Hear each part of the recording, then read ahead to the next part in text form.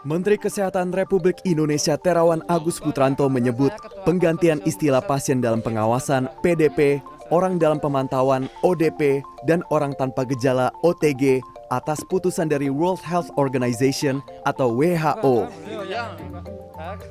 Ya, mengikuti semua perkembangan yang WHO inginkan.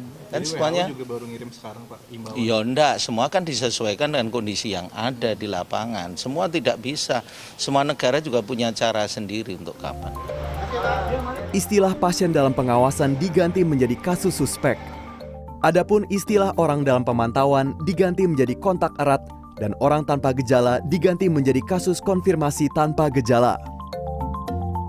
Yang dimaksud dengan kasus suspek adalah orang dengan infeksi saluran pernapasan akut dan dalam 14 hari terakhir sebelum timbul gejala memiliki riwayat bepergian ke daerah dengan transmisi lokal dan atau memiliki riwayat kontak dengan kasus konfirmasi atau probable COVID-19.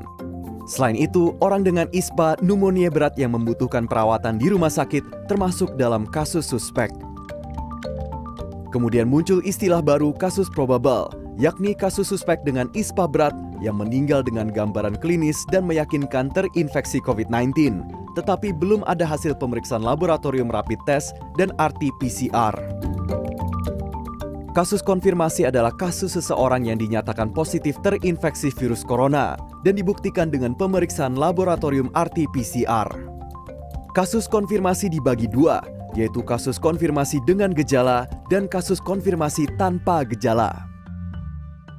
Kontak erat adalah istilah untuk seseorang yang memiliki riwayat kontak dengan kasus probable atau konfirmasi COVID-19.